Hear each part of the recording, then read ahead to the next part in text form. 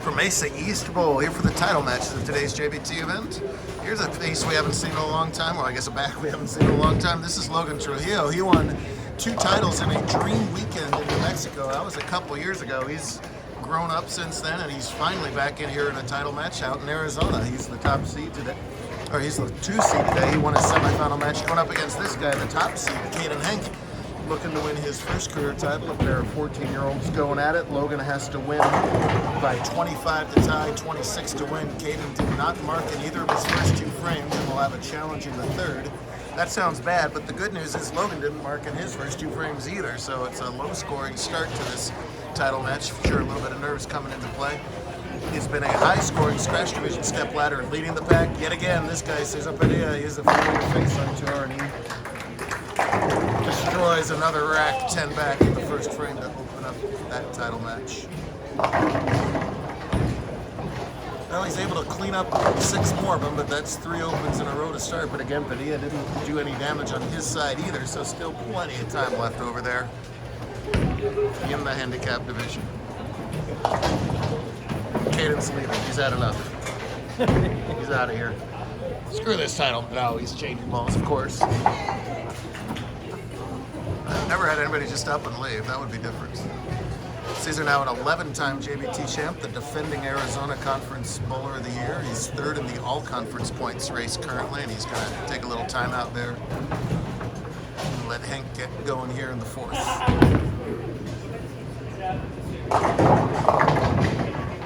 Ball looked like it rolled a little bit better for him. Makeable cluster. Sold out action, 96 bowlers started. Big thanks to Erica and the whole team here at Mesa East. Love coming out here every year. This is one of the cleanest bowling centers ever. Just it's start to finish spotless. Really love to see that.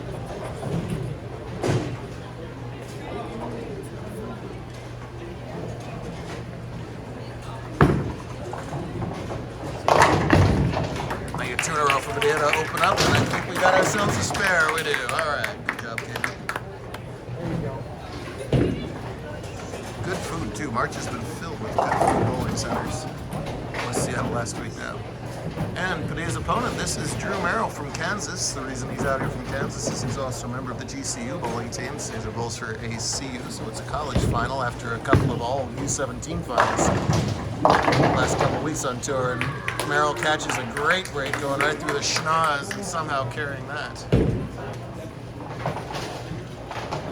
Drew's high finish on our tour is a 2nd place. He says he gets woken up with nightmares of that every night. He wants to avenge that 2nd place finish as Trujillo splatters that rack for his first strike of the title match. Logan won the New Mexico doubles with his dad in December of 2020, and then won the singles the next day after that. Thought, hey, these JBT things are easy, and hasn't made the finals since. Long road back to the finals, qualified 2nd at plus 157 on today's Route 66 pattern, while Hank, the tournament leader all day long, just about at plus 213.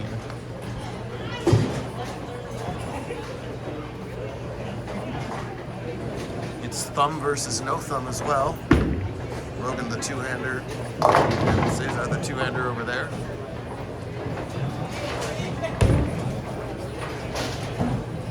Talked a lot, Padilla's always just had a million revs on the ball, but he's grown up and he's able to throw a much more consistent approach, which has turned him into the superstar that he is. Watch how still his shoulders are in his strike shot delivery. That's one of the big keys. Anybody can just take your thumb out of the ball and spray it all over the place. It's able to repeat shots no matter how you deliver that makes the difference. That ball was left to target the whole way. That is Trujillo's 3rd open in 5 frames, and it's letting Caden hang around and let him get comfortable. And come back to haunt Logan.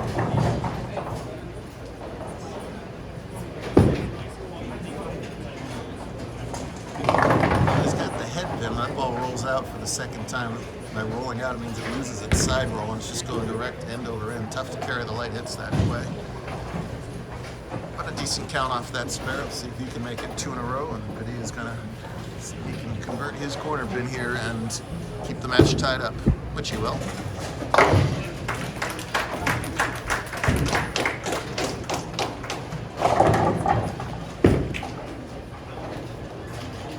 Shot it well on the left lane and shoots it just as well on the right-hand lane and gets his second spare in a row. His high finish of 4th came this month. Doesn't seem like it was this month, but gosh, 27 days ago or so, it was still March. He made the top 4 at Desert Hills, March 30th today. We still got another JBT to run in March. Tomorrow morning, Easter egg hunt.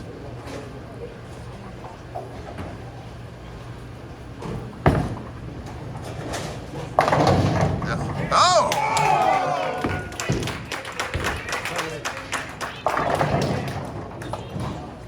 Padilla turns lemons into lemonade there as he had the 4-9, then he just had the 4, and then he had neither one of them. And these twister pins are very interesting, slightly different pin action. It's usually punitive, the high hits. The high hits carry worse on twisters, and the light hits carry a little better. That time the high hit was just fine for Padilla. Twister is an all synthetic pin. There is no wood in those pins. There's no wood on the lanes. Tell us old farts 50 years ago, it'd be hard to find a piece of wood in a bowling alley. You'd be very confused. There's very little wood in this building. So these tables are Formica or something. The walls are brick. The floor is that fake tile floor. Is there any wood in here besides my head? Find. Uh-oh, more trouble for Trujillo. Yikes. Just got 230 scratch the last game to oust RJ Grace in 3rd place in the handicap division. RJ beat Keegan Olsen to begin the handicap stepladder. Whatever he had the last game, he is currently lost. He told me he was nervous before this title match too, and unfortunately for him so far, he's showing in the results. Merrill's working on a 3-bagger, by the way. And Trujillo makes the spare, by the way. Well, if you're nervous, making a big split like that will big time help. That was a perfect conversion of that 210. Keeps things interesting over there, as right now Padilla finds himself trailing by 11 to Red Hot Drew.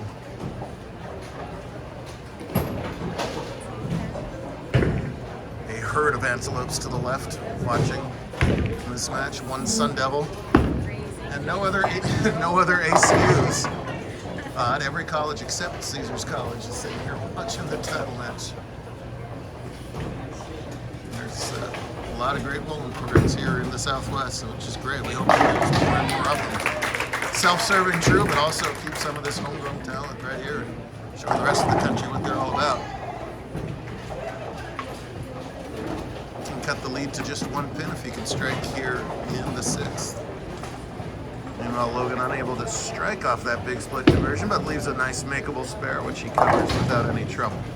So he's got 84 through 6, which leads by 4 currently on the scoreboard. But again, remember, he's giving back 25, so Caden's still an overall 21 pin lead.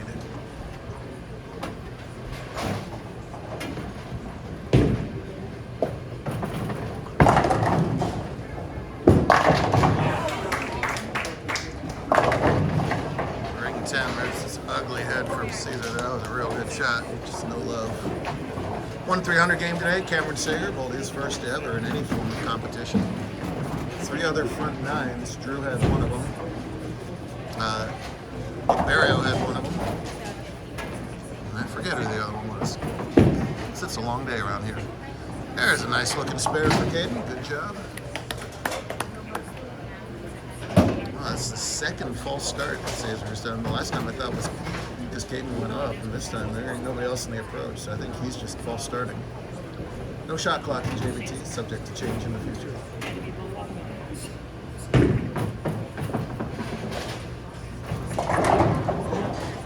See if Caden can get that pocket here in the 8th, working on that spare. See, that's that rollout again. You see that ball loses all of its side rotation. Light hits are trouble, and that's the result. This is makeable though. Logan made his 210. We'll see what Caden can do at a 5-7.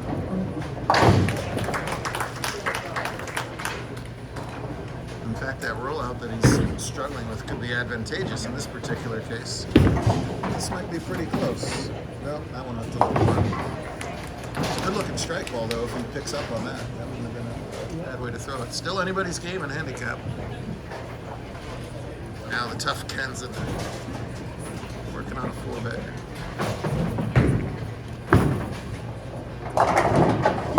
It will not be a 5-bagger, and that's a tricky spare to lay 3, 6, and 9.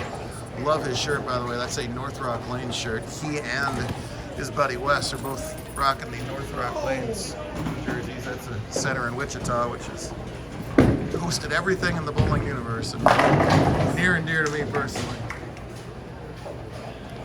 Those shirts that just say North Rock are collector's items at this point, too. So mad respect for that. And a tough spare for Maryland. He's not going to get it. And that will flip-flop the lead in this match. Caesar takes a lead by 3 pins on the bench. Giant shot here for Trio. Again, he's got to make up 25 pins. As it stands, he's made up 18 of them, so he can grab the lead if he can strike in the 9th. And, of course, have that foundation frame X working into his 10th. So giant shot here for Logan. It's close. No! Just like Padilla, ringing 10 at an inopportune moment. Nice shot, bad result. Let's see if Merrill can recover off his open. He cannot. What a disastrous 2 frames here. Route 66 is a pretty oily pattern, but this is a high friction bowling center. So, and this is game, 11 of the tournament. So that pattern is deteriorated. Easy to creep up high, especially under pressure. Logan appreciates himself for making that 10. I feel them. Those 10 pins are mighty far away when it's the 9th frame of a title match. A relieved smile over there. So back-to-back opens. Handing the lead to Padilla. Now here's Hank with a big shot in his 9th. I like that change. I like the ball change a little there, but not quite dialed in yet. This could come down to the 10th. In fact, it will come down to the 10th. So he will lead by 5 if he converts. If he doesn't, the other guy will lead by 5.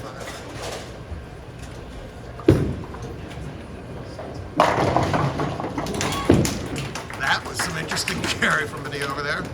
Excellent spare from Caden, so he will have that 5-pin lead heading into the 10th. 25-pin handicap gain for Caden. He leads, trails on the scoreboard by, let the cartoon go away, by 18. That's what I'm getting. So 7 pins. Less than a mark is the point. Which essentially means that whatever Caden does, Logan will have to match. Look out. Wow, that's a big break, leaving only the 5-pin there. 5, 5, 6, 10, 5, 6. Just the 5 is thank you very much. Now make your spare. Wow, what weird pin action Padilla's getting. First, he sprays the rack and does a weird 7-10 thing. Then, I don't know the last time that Cesar's left a light hit 4-7. Oh my goodness gracious. Oh, hang on, Caden. Nope. Oh, no. Misses that 5-pin. It's his second 5-pin miss this game. And Logan has been handed a gift. He needs high count now. So Caden's getting 25. Every time with that. 25, so make that a 159 game for Caden with the pins added in. See what I'm doing there? I'll take a second. That's not good. So he needs a 160, which is a 16 pin fill to win. So he must get at least 6 on this shot. Strike will win. Woo, that could have been anything. That could have been a great church. As it is, he's now got to say thank you very much for only leaving this. If he misses it, Caden wins. If he makes it, he'll still need 6, 8, right? Yes, he needs spare 8. This is far from over. Right down to the last ball. 6.5 hours of bowling. First things first, cover this spare. No gimmies here. Drew will trail by 14 if he makes this, which he does. Logan must make this. Which he does. Not over yet, Caden. I'm not going to tell them. It's up to them to figure this out. No, I know you win. Logan needs 8 or better on this shot. 7 would be a tie. We'd go to a roll-off. 6 or less. Oh, Caden 7 still is a wins. tie. He has to have 8 wins to win. I'm telling you. I'm this. Merrill's in the 9th there, trailing by 14. That's his ball on the left hand. Here's the shot. For his 3rd win, he's got to get 8 out of that. 7, and we are tied. 25 pin difference. It's a 25 pin win for Logan. Logan face tells the whole story. They are tied at 159. We're going to go to a roll-off. Guys, stay right where you are. I'm going to come down and explain how this roll-off works. Watch your step over here. I just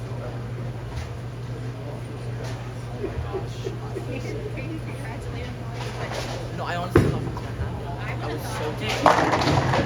No, I honestly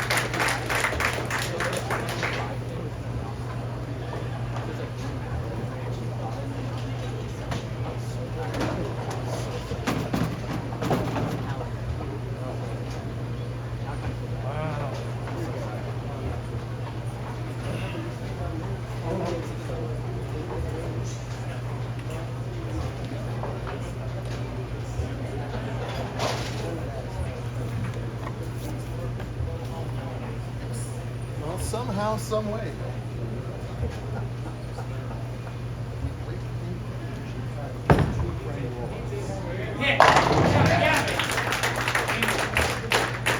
That's 20% of the games. You're going to get 20% of the money. So now you're going to beat it by 5. You're the higher seed. Better choice. You go first. Could anybody tell them to pin spotter on this pair, please? No? Cool. If you go first, you're going to do your 9th frame, stop, they'll do your 8 10, then they'll do your 10 or 10 frame. Go the opposite way and make them go first. Cool, so I'm going to explain the problem that's going on, and you'll be up on the left hand and do your 9th frame. Try again, do it again. Alright?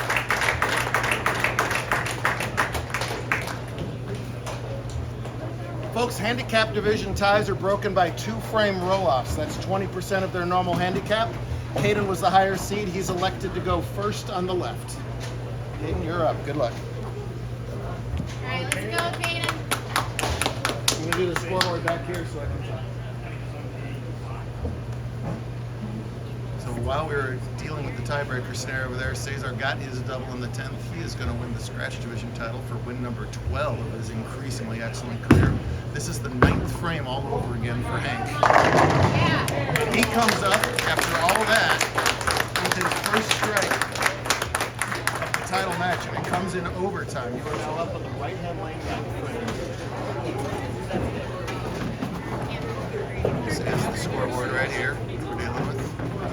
Well, Drew said he was already having nightmares about his last second place finish. He's going to have to deal with a big field today, 51 dollars. It's going to be a little more heartbreak. Pulled a great game this time. He's got a smile on his face. Give Padilla some extra chances. It is awful hard to beat him. So darn good. Congrats to Cesar. So Logan has to beat Caden by 5 in these 2 frames right here. And Caden's strike in the 9th makes that a lot harder.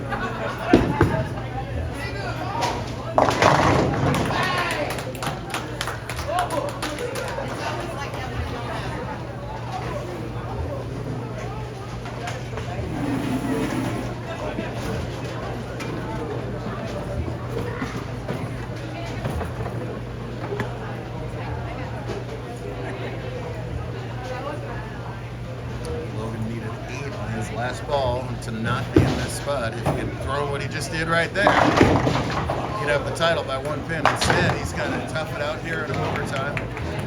So Logan, you're now on the left-hand lane. This is the 10th frame.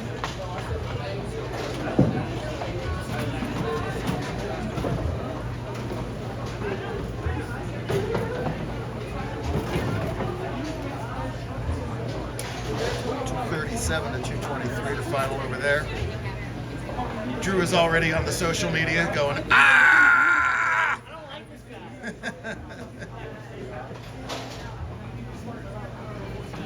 Logan taking his time, as he should here. It's a big spot. He's trying to re-snatch victory from the jaws of defeat here.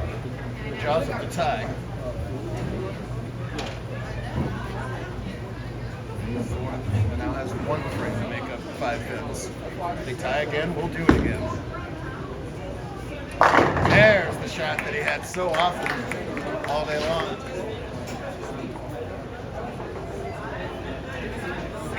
That shot made Caden mark.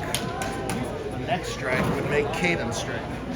Again, with count possibilities, because they're lower average bowlers, and you never know. You go double, 3. That get cleaned up yet? I got so surprised when Logan got that 7 count. This water cup went everywhere, which is much better than the spiced Coke cup going everywhere. Hashtag desperate for sponsors. Big shot once again. Does he have it? Oh! Just a pinch high leaves that 4.